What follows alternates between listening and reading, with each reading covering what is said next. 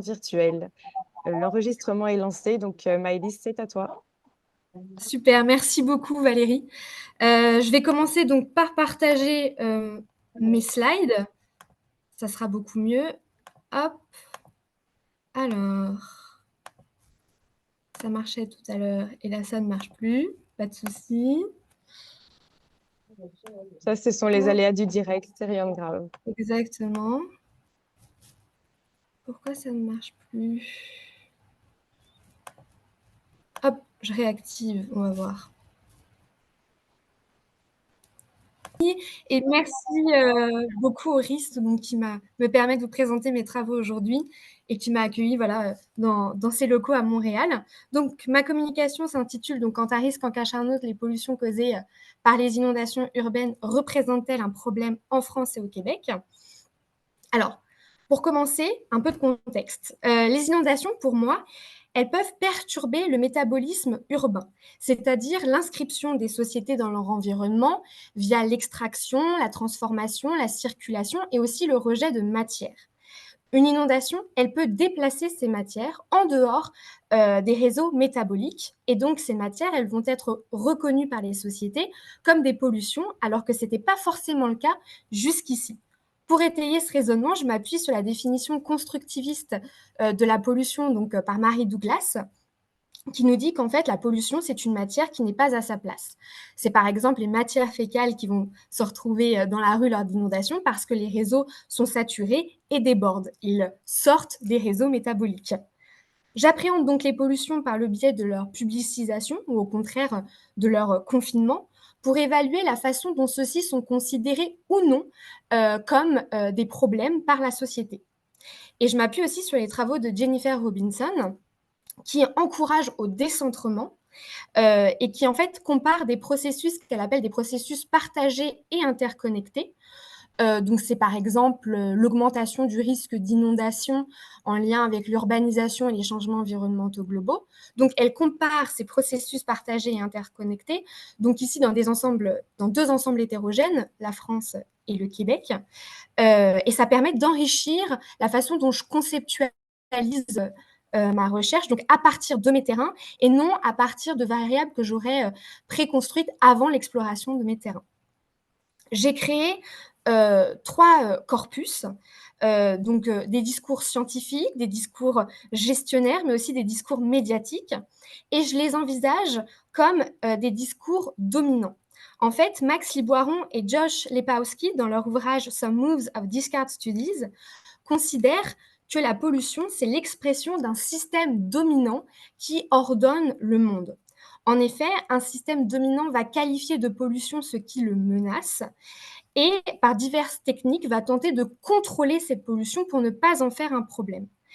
Ainsi, le discours des gestionnaires, des scientifiques et des médias, il est ici analysé comme un discours dominant parce qu'il participe à définir ce qu'est une pollution ou non, et aussi à définir ce qui va poser problème dans l'arène sociale. Il participe en effet à mettre à l'agenda ou au contraire à mettre de côté certains enjeux, notamment dans le calendrier de l'action politique. Ces gestionnaires, scientifiques et articles, ont toujours été sélectionnés par le prisme des inondations. J'insiste, toujours par le prisme des inondations. De cette façon, je pouvais interroger l'association ou non de phénomènes donc, de pollution à ces phénomènes d'inondation et seulement dans un second temps, évaluer s'ils posaient un problème pour les sociétés ou non. La sélection des terrains, elle s'est faite de façon progressive au fur et à mesure de mes résultats et aussi de façon multiscalaire. Donc, j'ai commencé à l'échelle nationale en interrogeant 30 scientifiques, 12 québécois et 18 français. Les scientifiques interrogés étudiaient une diversité de types d'inondations, mais aussi étaient inscrits dans une diversité de disciplines. Et dans cette figure, vous voyez aussi qu'ils étudiaient une diversité de phénomènes associés donc aux inondations, la modélisation des aléas, les eaux pluviales urbaines ou encore la résilience des sociétés. Au final, 21 établissements d'enseignement de recherche dans 14 villes en France et au Québec ont été représentés donc, dans cet échantillon. Pour investiguer l'échelle métropolitaine, j'ai ensuite interrogé 17 gestionnaires québécois et 18 gestionnaires français qui étaient liés donc à la ville de Québec et à la ville de Marseille, mais aussi à 4 villes de la région parisienne et 4 villes de la région de Montréal. Étant donné la répartition des compétences politiques en matière d'inondation, j'insiste, le prisme de sélection, c'est toujours l'inondation. Les gestionnaires interrogés, ils se trouvaient à différentes échelles donc territoriales. En France, ça allait des régions aux communes et au Québec, ça allait de la province aux municipalités. Mais je les ai aussi interrogés quand ils appartenaient à des organisations davantage en charge des inondations, plus précisément donc. Au Québec, on peut citer par exemple l'OSCQ, mais vous avez aussi les directions régionales de la sécurité civile et de la sécurité incendie. Vous avez aussi les OBV. Et puis à cette carte, il faudrait aussi rajouter le périmètre des bureaux de projet, par exemple. Enfin, ces gestionnaires, ils appartenaient à différents services. Sécurité civile, environnement, aménagement, etc. Enfin, j'ai collecté plus de 4000 articles issus de la presse quotidienne locale, régionale et nationale grâce à 5 requêtes que j'ai formulées dans la base de données Europress. Et puis ensuite, j'ai fait un travail de préanalyse. J'ai éliminé les doublons et tous les articles que je ne trouvais pas pertinents. Au final, j'ai obtenu un corpus donc, de 1645 articles. 10% des articles conservés étaient associés à des requêtes concernant Marseille, 11% pour la ville de Québec, 29% pour la ville de Montréal et 50% pour la ville de Paris. Les articles collectés donc de 2016 à 2018, ils concernent surtout la ville de Paris en lien avec les débordements de la Seine et de ses affluents donc à la même période. Les articles collectés en 2017 et 2019 concernent surtout Montréal en lien donc avec les crues printanières qui se sont déroulées sur l'ensemble du Québec à ce moment-là. Les articles se rapportant donc à la ville de Marseille se trouvent principalement en 2021 et 2022 parce qu'en fait, il y a eu des inondations par ruissellement à ce moment-là. Et enfin, les articles portant sur la ville de Québec sont plus nombreux en 2018 en lien avec une inondation par embâcle. Pour analyser ces données, j'ai utilisé une approche mixte entre méthodes donc quantitatives avec des logiciels de textométrie, mais aussi des grilles de codage et ensuite des méthodes qualitatives avec l'extraction de citations. Ma communication, elle comporte 2 parties. Dans un premier temps, en mobilisant donc les 3 corpus que je vous ai présentés, je vais tenter de mieux définir ce qu'est une pollution liée donc à des inondations pour les médias, pour les gestionnaires et pour les scientifiques. Et je vais vous montrer en fait qu'il s'agit d'un objet extrêmement complexe, socialement et spatialement construit. Sur l'ensemble des entretiens que j'ai menés avec les scientifiques, j'ai dénombré 164 mentions de pollution que j'ai tout de suite classées en 8 catégories. Les scientifiques, ils associent principalement la pollution des inondations à l'eau, ça correspond à 18% des 164 occurrences, aux micropolluants, 17%, aux débris, 16%, et aux rejets d'eau usée, 16%. À partir de ces statistiques, on peut proposer une classification des pollutions en lien donc avec la définition que nous donne Marie Douglas de la pollution d'une matière qui n'est pas à sa place. Dans un premier temps, on a ce que j'ai appelé l'eau déplacée. Les représentations modernes de l'eau mettent l'accent davantage sur sa pureté. Mais en contexte d'inondation, l'excès d'eau peut être considéré comme une forme de pollution. Parce que, pour reprendre les mots de Marie Douglas, l'eau franchit une ligne qui n'aurait pas dû être franchie et ce déplacement libère un danger pour quelqu'un. En effet, l'eau, quand elle déborde, elle va créer du danger, des dommages, aussi beaucoup de traumatismes et de la saleté. C'est ce que nous dit l'enquêté scientifique numéro 17, je le cite. C'est une eau sale, c'est une eau boueuse, c'est une eau qui sent mauvais, c'est une eau qui transporte des déchets, donc des détritus, des cadavres de petits animaux, des matériaux. C'est une eau qui est bruyante. Donc, première catégorie, l'eau déplacée. Deuxième catégorie, c'est l'eau qui va déplacer une pollution qui ne va donc plus être à sa place. L'eau déplacée, elle déplace la pollution qui était auparavant sous contrôle, étant donné sa dangerosité d'après les sociétés. Et par exemple, les pollutions qui sont dans les eaux usées sont maîtrisées grâce au réseau de traitement. Or, l'inondation va perturber ce fonctionnement et les réseaux vont saturer et déborder. La pollution est donc déplacée. Ainsi, pour reprendre les mots de Mary Douglas, la saleté heurte l'ordre qui reposait auparavant sur une mise en ordre et une classification systématique de la matière, ici à l'aide des réseaux d'assainissement et de traitement.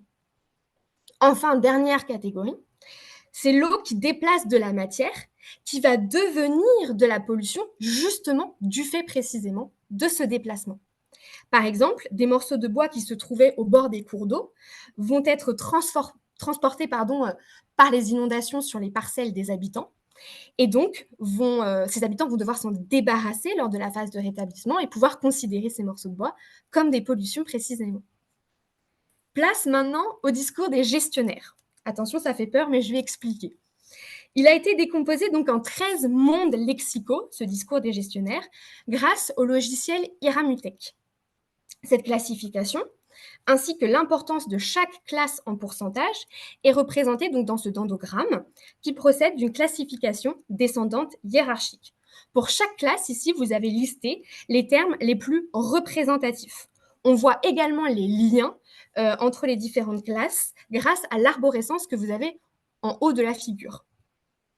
Moi, j'ai identifié 3 grandes catégories. Tout ce qui a trait aux enjeux de gouvernance liés aux inondations. Ensuite, les lieux où se sont déroulées les inondations et les pollutions. Et enfin, la 3e catégorie qui nous intéresse aujourd'hui, tout ce qui est lié donc aux pollutions et aux dommages. J'ai donc zoomé sur cette catégorie pour comprendre les classes qui constituaient donc cette catégorie de pollution et dommages. Et en fait, ça renvoie à une diversité de souillures. Vous avez la première classe qui renvoie donc aux dégâts liés à des endommagements dans la maison. Ensuite, des dégâts qui sont liés à l'endommagement du bâti en général. Vous avez aussi une classe qui est destinée à parler des pollutions liées au refoulement des égouts. Enfin, dans la dernière classe, vous avez une diversité de pollutions, y compris en interne, puisqu'on mentionne les pollutions chimiques, le fuel, les déchets, etc.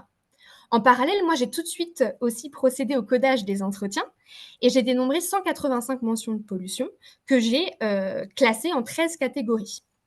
Les pollutions les plus mentionnées par les gestionnaires sont les déchets, les hydrocarbures, tout ce qui va déborder des égouts, et enfin les matières chimiques. On mesure donc ici la difficulté pour les gestionnaires de définir les contours de la pollution précisément, cette pollution causée par les inondations, puisqu'on voit bien qu'on a une diversité de matières citées, tant en termes de dangerosité, de matérialité, de causalité même. Et cette diversité, je l'ai aussi mis en lumière en analysant le corpus des scientifiques. Donc il fallait impérativement que je prenne ça en considération avant d'analyser le corpus médiatique. En fait, je vous ai expliqué, j'avais 1645 articles présélectionnés. J'ai donc fait une recherche avec la requête de pollution pour trouver le nombre d'articles qui mentionnaient ces pollutions. Seulement 101 articles faisaient référence à ces pollutions. Or, il fallait que je prenne en considération cette diversité, donc j'ai formulé d'autres requêtes pour aller chercher des pollutions comme les contaminations, les bactéries, les déchets, les boues, la saleté, l'hydrocarbure, etc. Et du coup, mon échantillon médiatique est passé de 101 articles à 327 articles. Donc, on est passé de 6% de 1645 articles à presque 20%. Si on s'attarde sur la cofréquence obtenue grâce au logiciel de textométrie TXM, on comprend aussi la nécessité de formuler d'autres requêtes. En effet, la cofréquence, ça correspond au nombre de rencontres entre un mot dit pivot et un mot co-occurrent. Par exemple, le terme de pollution, il rencontre 14 fois le mot pivot carbu. Voilà, en quelque sorte, qui fait référence donc aux hydrocarbures et aux carburants. Donc, on peut dire que ces pollutions-là sont vraiment définies, associées au terme de pollution. Elles sont reconnues comme des pollutions.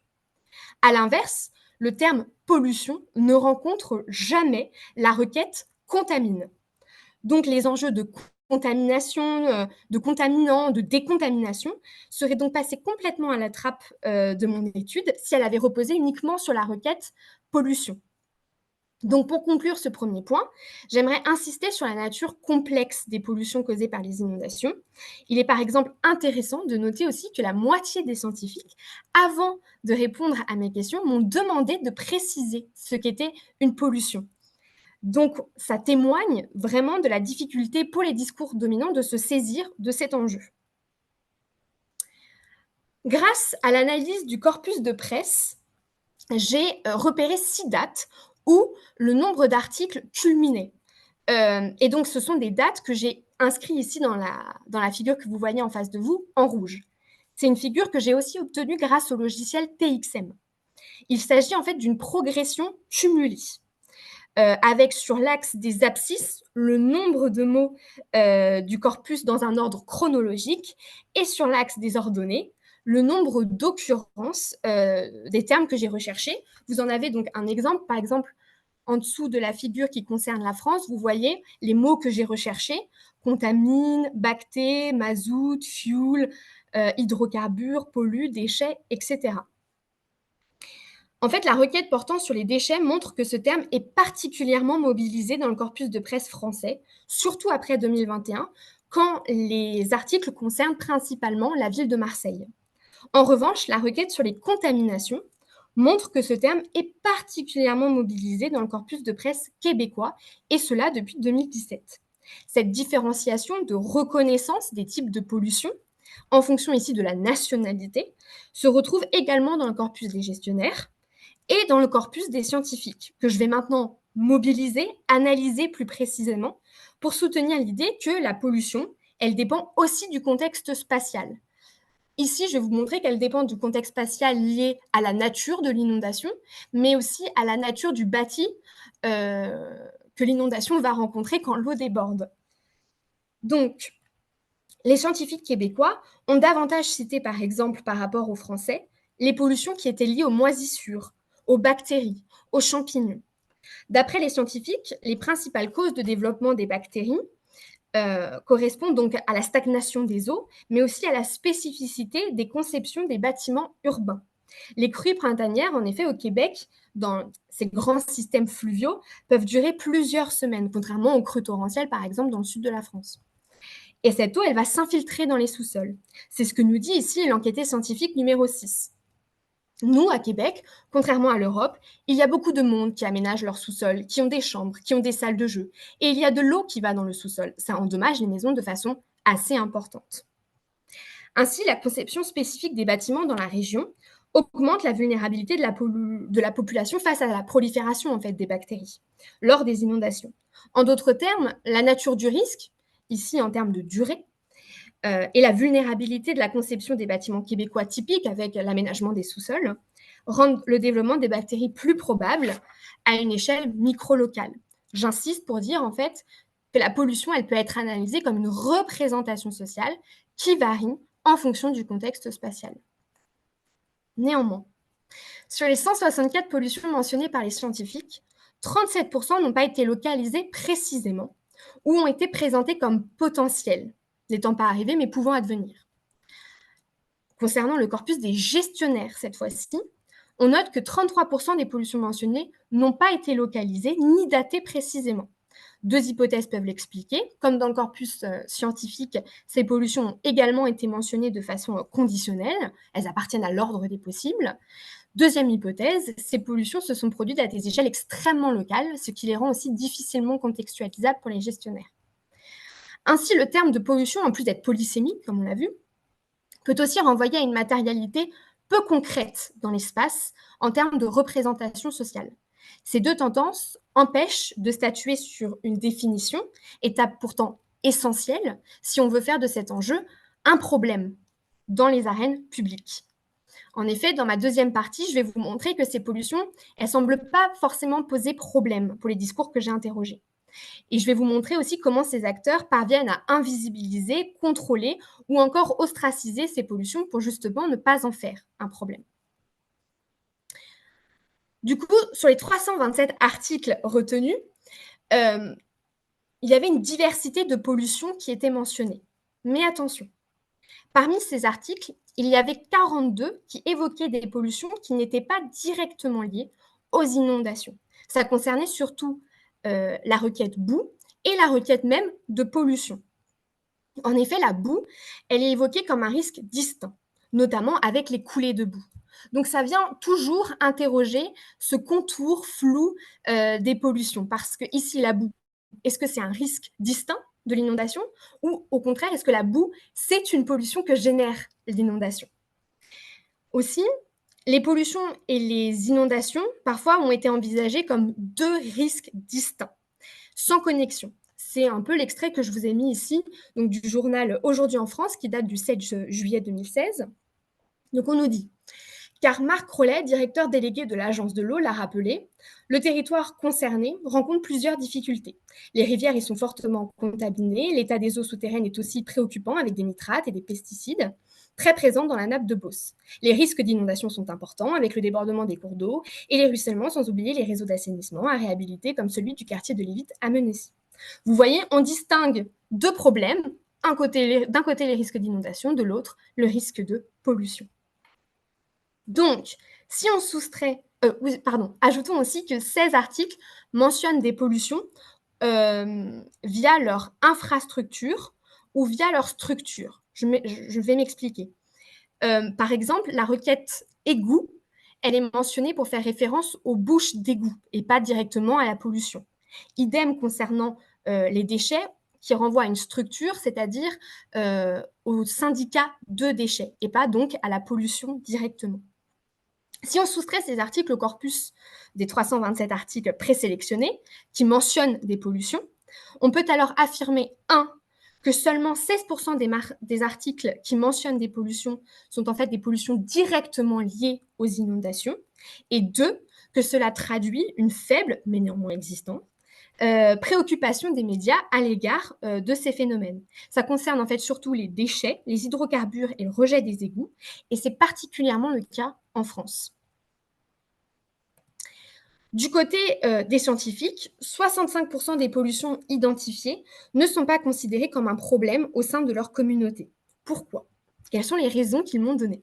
Premièrement, 28% des pollutions mentionnées ne sont pas considérées comme un problème en raison du manque d'échanges entre les différents domaines de recherche. C'est ce que nous explique ici l'enquête scientifique numéro 7. Dans la communauté scientifique, il y a deux communautés.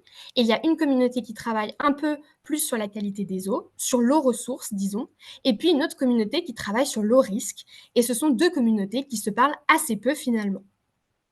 Deuxièmement, 23% des pollutions mentionnées n'ont pas été considérées comme un problème parce que les scientifiques ont estimé qu'ils ne connaissaient pas suffisamment le sujet pour répondre à cette question. Troisièmement, 15% des pollutions mentionnées n'ont pas été considérées comme problématiques, car les scientifiques les considéraient comme trop complexes à étudier. Quatrièmement, 15% des pollutions mentionnées n'ont pas été considérées comme problématiques, car elles sont jugées secondaires, par rapport notamment à la protection immédiate des biens et des personnes. L'analyse qualitative de ce corpus a mis en évidence deux autres arguments. Selon 10 scientifiques, la pollution dans le contexte des inondations, elle est fortement diluée. Du coup, ce n'est pas un problème urgent à traiter. Ensuite, certaines pollutions sont invisibles, notamment des micropolluants. Et c'est ce que nous dit ici l'enquêté scientifique numéro 24. Visuellement, c'est dégradé. Et c'est pour ça qu'on parle beaucoup des plastiques parce qu'on les voit. Mais ce n'est pas le cas des micropolluants comme les PCB. Des micropolluants qui sont invisibles, mais qui ont un impact qui est actuellement, a priori, encore plus important que ce qu'on imagine. Concernant maintenant les gestionnaires, 83% des pollutions mentionnées par eux ne sont pas considérées comme problématiques pour leur communauté.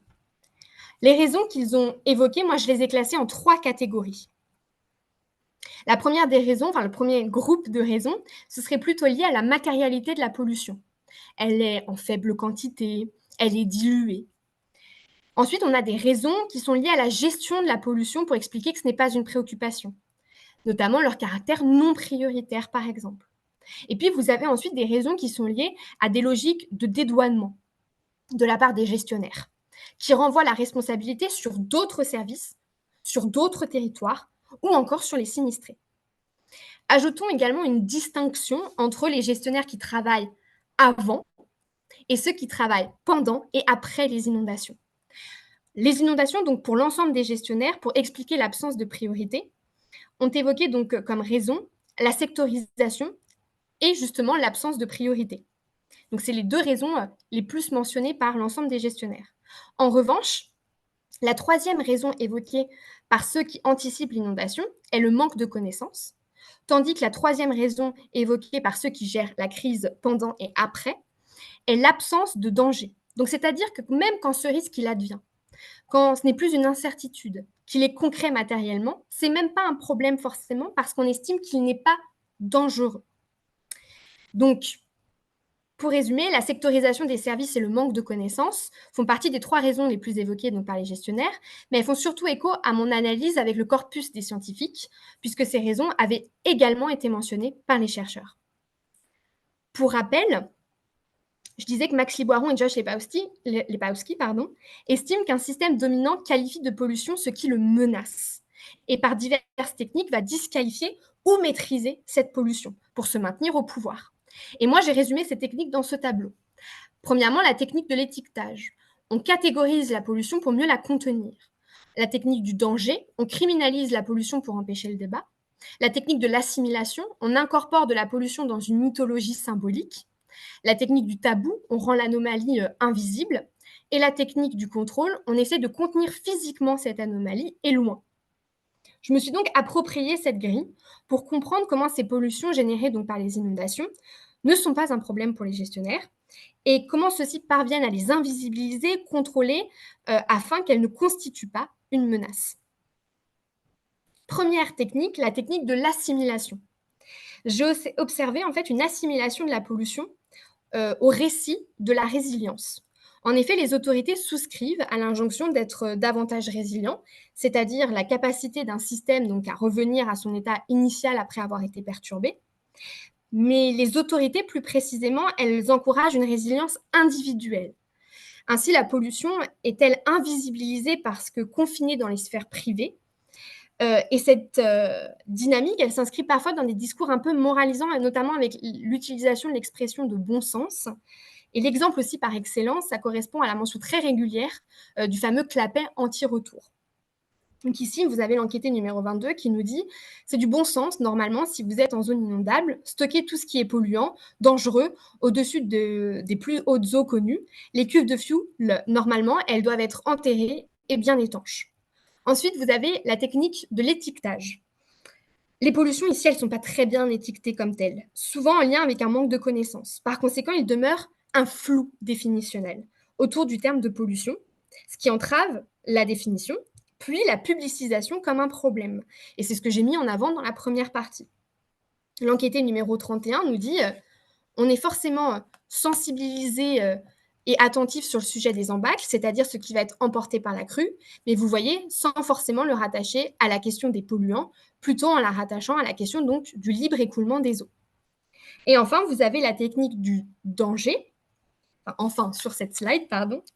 Donc, les conséquences ici des pollutions sont minimisées. Pour ce faire, différents procédés sont mis en place. Le premier procédé, c'est que les gestionnaires estiment qu'en période de crise, la pollution n'est pas une priorité. Deuxième procédé, c'est que la dangerosité de ces pollutions est délégitimée. Elles ne sont pas toxiques, elles se sont produites à des échelles extrêmement locales, elles sont diluées. Et troisième procédé, c'est que les pollutions identifiées sont définies comme exceptionnelles. Sous-entendu, elles ne se reproduiront plus. Ou au contraire, comme extrêmement habituelles, et de ce fait, elles ne constituent pas un problème urgent à régler. Ici, à propos donc, des nappes de fuel, l'enquêté numéro 12 nous dit ce n'était pas non plus des fuites majeures, comme si c'était un pipeline qui avait fui ou là. On aurait pu déclencher et mettre en place plein de choses. Souvent, c'est rapporté, mais la fuite est assez diluée et elle est partie. Ensuite, vous avez la technique du tabou. La pollution est invisibilisée parce qu'elle est confinée à des espaces intimes où s'installe une honte de la souillure ou par manque de transparence volontairement maintenue. C'est ce que nous explique l'enquêté numéro 33. Je ne sais pas si ça vaut le coup pour vous d'aller jusqu'à rencontrer les chambres de commerce et d'industrie, mais ça peut être intéressant de leur demander si, ils risquent de ne pas vouloir vous le dire, surtout si c'est un sujet à scandale. Mais peut-être, s'ils ont un service plus axé sur les grandes industries, chimie, pharmaceutique, cosmétique. Et puis enfin, vous avez la technique du contrôle. Donc, comme je l'expliquais, le métabolisme urbain, il peut dysfonctionner à cause d'une inondation. Et ça va empêcher le maintien dans des périphéries lointaines ou dans des réseaux métaboliques invisibles de la pollution qui jusque-là était contrôlée spatialement pour préserver l'ordre social. L'enjeu est alors porté sur un retour très rapide à la normale et les gestionnaires cherchent à démontrer un contrôle revenu sur la gestion de ces pollutions qui, remis dans le droit chemin, à nouveau à leur place, ne constituent pas un problème. C'est ce que nous dit ici donc l'enquêté numéro 16. Il est déjà arrivé dans le passé qu'il y ait des taux de coliformes qui étaient très élevés pendant la période de fonte des neiges, et puis il y a eu des problèmes de réajustement au niveau de la chloration à l'usine de filtration. Tu sais, c'est une pollution mais contrôlable. Pendant 2 jours, c'est faites bouillir votre eau et après ça, c'est terminé. Enfin, je me suis permis, étant donné l'ampleur de ces explications, de rajouter une 6e technique. Notamment parce qu'elle est très présente chez les gestionnaires, mais elle est aussi également présente dans la presse et très fortement mentionnée par les scientifiques aussi. Donc, j'ai créé la catégorie sectorisation. Les gestionnaires enquêtés estiment qu'il n'était pas de leur responsabilité de gérer ces pollutions. Cette responsabilité pouvait revenir à d'autres services ou encore à d'autres échelles de gouvernance, ce qui témoigne en fait d'une logique de silo particulièrement forte entre ceux d'un côté qui gèrent les inondations et ceux de l'autre qui gèrent les pollutions. Et ces silos, on les retrouve par exemple avec les différentes communautés scientifiques. Donc, on conçoit en fait la pollution et les inondations comme 2 risques distincts. Pour conclure, les Discard Studies et le travail de Mary Douglas m'ont permis de dépasser une approche purement impactante de la pollution et de la considérer plutôt comme l'expression de nos sociétés à notre environnement. De ce fait, je me demande comment on peut interpréter l'absence de considération vis-à-vis de ces pollutions comme un problème. Qu'est-ce que ça dit de notre société et de son rapport à l'environnement? En fait, je pense que ça interroge surtout notre rapport à la notion de résilience, un terme qui est extrêmement utilisé aujourd'hui quand il est question de risque, et particulièrement de risque d'inondation. Cette résilience, elle porte d'abord sur la continuité du fonctionnement des réseaux métaboliques, les réseaux d'assainissement, d'élimination des déchets, du transport d'eau potable et même de production en fait, pendant et après l'inondation, puisque ceux-ci en fait peuvent être perturbés, leur fonctionnement peut être perturbé par les inondations. Et ces réseaux, alors qu'ils participent aussi parfois indirectement du risque, enfin, de l'augmentation du risque d'inondation, avec toutes ces questions liées donc à l'imperméabilisation, sont aussi de plus en plus identifiés comme une source de vulnérabilité en cas d'inondation. Et en cas de dysfonctionnement, ça peut générer des pollutions. Il me semble néanmoins important de ne pas réduire la question de la résilience des réseaux à une simple question technique, mais aussi apolitique. Aujourd'hui, aux échelons provinciaux au Québec et nationaux en France, il n'existe pas de législation extrêmement contraignante qui encouragerait les scientifiques ou les gestionnaires à justement se saisir de cet enjeu, de faire des pollutions causées par les inondations un problème au sein de leur communauté. Notons néanmoins qu'en France, du fait d'une directive européenne, il existe des lois très coercitives concernant cette fois-ci uniquement les sites industriels. En cas d'inondation, ces entreprises doivent évaluer leur vulnérabilité, y compris en termes de pollution qui aurait été donc causée par des inondations.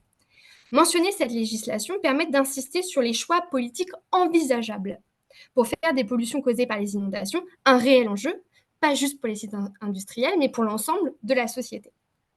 Autrement dit, il s'agit de ne pas réduire cette question des pollutions à la continuité du fonctionnement d'infrastructures comme les égouts, par exemple, en proposant uniquement des solutions techniques comme par exemple des bassins de rétention, mais de prendre aussi au sérieux le risque de pollution, d'en faire un vrai problème pour proposer volontairement des politiques contraignantes qui obligent à prendre en charge ce problème, pour considérer par exemple des solutions qui réduiraient l'origine des pollutions, ou pour prendre en considération l'impact différencié également de ces pollutions sur la société. En effet, prendre au sérieux les pollutions causées par les inondations, en faire un problème social, en documentant davantage, par exemple, leur dangerosité potentielle, c'est aussi un moyen de questionner l'approche individuelle de la résilience, qui prévaut généralement, parce que lors du nettoyage, par exemple, des risques de contamination pèsent sur les sinistrés, qui pourraient être davantage informés pour ne pas vivre de façon isolée ces risques, ou même de façon honteuse parfois. Voilà, j'ai terminé. Je vous remercie beaucoup de m'avoir écouté jusqu'ici.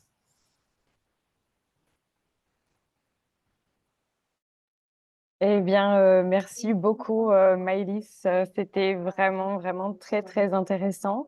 Je vais vous inviter maintenant à poser vos questions, soit via le chat ou en levant votre main virtuelle. Et puisque je vois que la glace n'est pas encore brisée, je vais me permettre de le faire. Mais libre à vous de me couper puis de prendre la parole par la suite. En fait, moi, je suis très interpellée, Maëlys, parce que je me rends compte que j'étudie sur la question des risques systémiques, tu sais, sur tous les enjeux complexes, sur l'évolution dans le temps de risques qui sont de nature diverse et variée. Et je m'interroge un petit peu sur la question des risques futurs et de là où vont mener les pollutions dont tu parles là dans un avenir relativement proche, étant donné que là maintenant en Europe, peut-être un peu moins au Canada, mais on peut me corriger si j'ai tort, on est en train de parler de tout ce qui est PFAS, tout ce qui est polluant éternel à l'intérieur de l'eau. Toutes ces substances qu'on n'arrive pas à éliminer et dont on sait qu'elles ont des conséquences sur diverses qualités de vie, animales, humaines. J'ai regardé un documentaire là-dessus qui parlait de contamination des œufs des poules qui s'abreuvent d'eau contaminée. Mais ça prend évidemment un très long terme d'études. Je me demandais si les gestionnaires que tu as interrogés avaient manifesté des inquiétudes à ce niveau-là ou si ils n'avaient pas accès à ce genre de réflexion parce qu'ils étaient trop dans l'urgence et trop dans la réponse. Alors en fait, je dirais que les gestionnaires et les scientifiques que j'ai interrogés, il y a une vraie conscience des risques de pollution. La différence, c'est qu'elles ne sont pas toujours associées aux inondations. Donc par exemple, ce risque que tu évoques ici, si on l'évoque à travers le phénomène d'inondation, ce serait par exemple une remobilisation de sédiments, par exemple. Voilà. Ça a été très peu mentionné. Mais attention, il y a une vraie conscience des pollutions et il y a un vrai travail aussi sur les inondations. Mais c'est juste que il faut bien comprendre qu'en contexte, là pour le coup, là je parle des gestionnaires, en contexte d'urgence, quand on gère une inondation, ce n'est pas une priorité parce que ce n'est pas non plus une contrainte. Il n'y a pas de loi qui contraint ça. Donc c'est normal que le gestionnaire, lui, il fait du mieux qu'il peut, mais on est quand même dans une situation d'urgence. Et voilà, la pollution, comme légalement, comme socialement, on n'en fait pas un problème, c'est peu considéré au moment de l'urgence. Mais si ça émerge, ce serait peut-être plus en phase d'anticipation. C'est justement l'idée de faire ce genre de communication, c'est de se dire peut-être, effectivement, il y a un enjeu. Il faut peut-être le considérer, effectivement, et faire plus d'études dessus. Oui, oui. Puis, est-ce qu'ils ont manifesté une quelconque volonté d'être plus investis dans les processus de réflexion et dans les processus d'études? Parce que c'est peut-être là que se trouverait une clé qui leur permettrait d'avoir accès à l'information dont ils ont besoin et à se mobiliser en amont. Tu sais, on parle beaucoup en gestion du risque ici d'un cycle de gestion qui se fait de la prévention jusqu'au rétablissement. Est-ce que tu penses qu'il y aurait moyen de les inclure avant que le phénomène se produise, avant qu'il soit trop tard, entre guillemets? Bien sûr. En tout cas, moi, j'ai vraiment, à de rares exceptions, senti une vraie curiosité à venir me répondre. Je peux citer, par exemple, aussi tout ce qui est bureau de projet actuellement, qui sont missionnés sur, tout ce qui est inondation et qui se posent justement ces questions d'indicateurs. Qu'est-ce qu'on prend en considération ou pas? Et c'est sûr que mes échanges à la fin, de façon un peu plus informelle, ça venait donner des idées, bien sûr.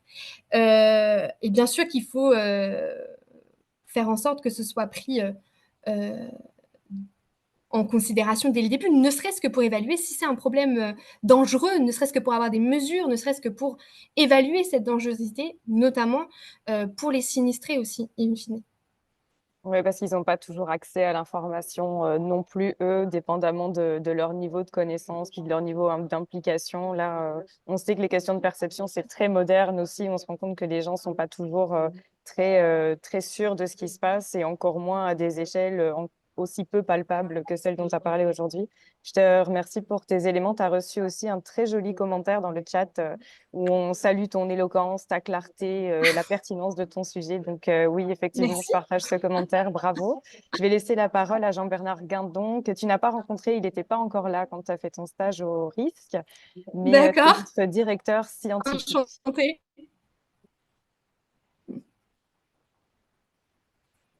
Ton Ah, on micro n'entend est pas. éteint, Jean-Bernard. Alors, c'est ça. Je suis un peu renversé par ce propos, par ces considérations. Je suis moi-même un ex-professionnel de la sécurité civile. Alors, je pourrais vous faire un commentaire qui amène à une question. Premièrement, j'assimile un peu cette analyse à ce que font les biologistes quand ils analysent les matières fécales pour découvrir toutes sortes de choses qui sont intéressantes du point de vue anthropologique, du point de vue de la vie des gens, et qui nous permettent de comprendre ce qui se passe dans les organismes et tout. Alors, j'associe un peu cette lecture des effets des inondations à ce genre d'analyse, et je trouve ça tout à fait extraordinaire. Vous êtes parti de textes écrits, en somme, si je comprends bien, des médias, de tout ce qui a été publié, mais il y a deux questions qui me viennent à l'esprit, puis c'est une simple curiosité. Qu'est-ce qui vous a motivé à aller dans cette direction et à faire ce travail? Et vers quoi vous pourriez aller pour qu'on puisse associer davantage cette démarche à la démarche que les biologistes font au sujet de l'analyse des matières fécales? Voilà. Merci beaucoup pour votre question. En fait, le projet, il a commencé avec un autre doctorant qui s'inscrit, lui, en mécanique des fluides. Donc en hydrologie, enfin tout ce qui est sciences de l'ingénieur lié à l'hydrologie. Et en fait, lui, ils avaient des jolies maquettes sur lesquelles ils jouaient pour faire court.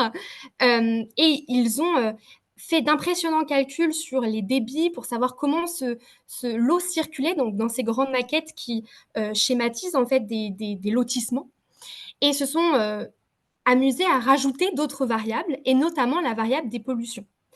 Que eux, ils simplifient vraiment beaucoup avec une injection de bleu de méthylène. Donc, je salue Clément Fagour, voilà, qui travaille actuellement là-dessus.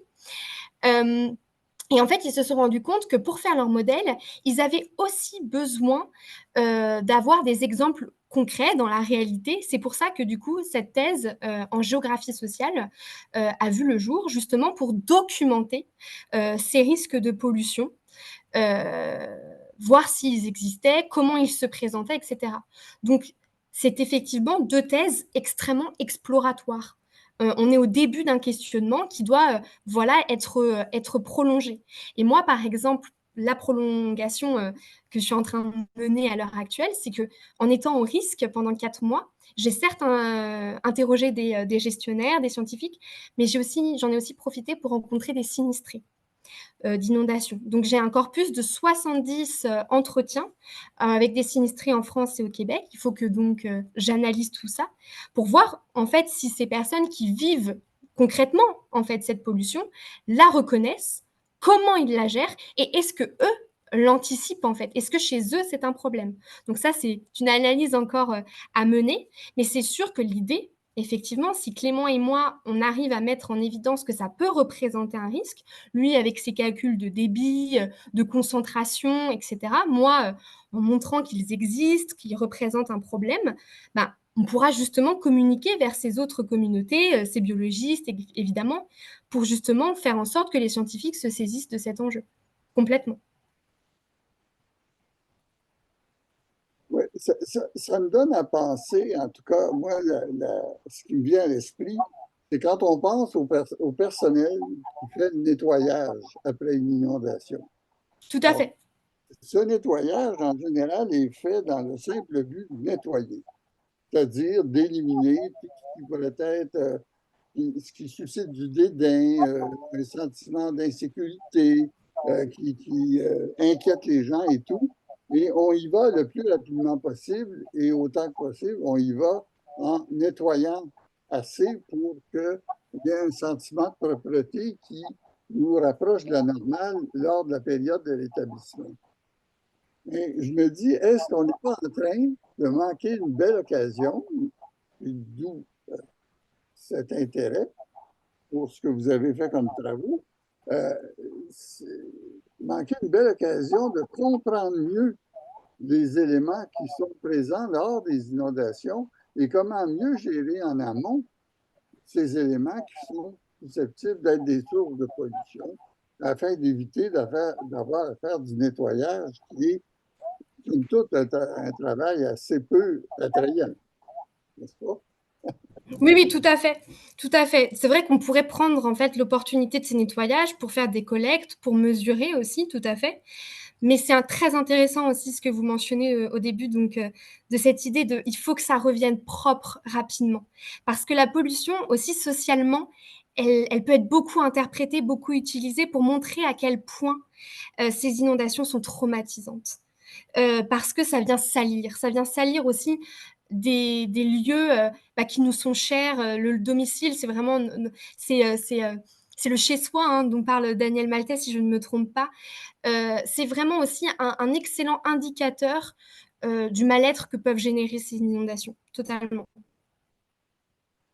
Oui, on a une étudiante qui est venue nous présenter un webinaire en décembre sur le rôle de l'attachement au lieu.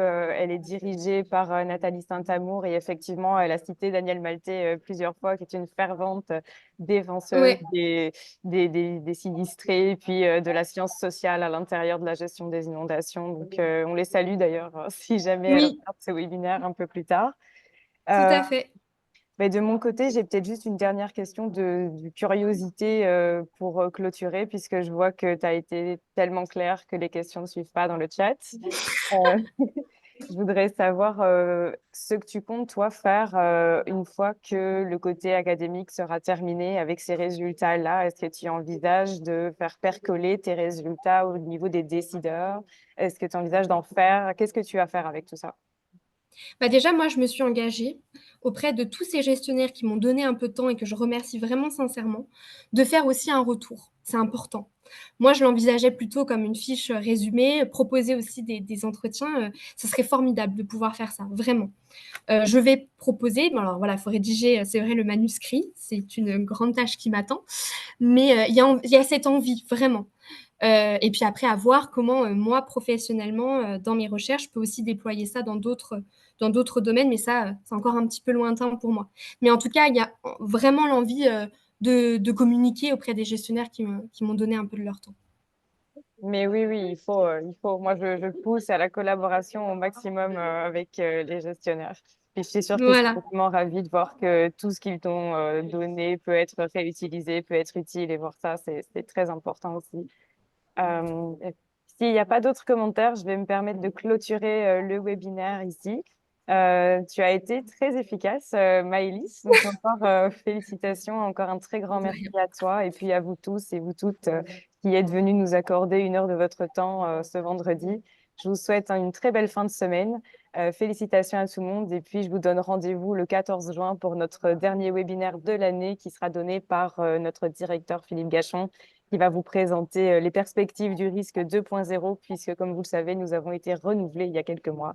Il va venir vous expliquer tout ça. On fera un bilan ensemble avant de partir pour l'été. Merci.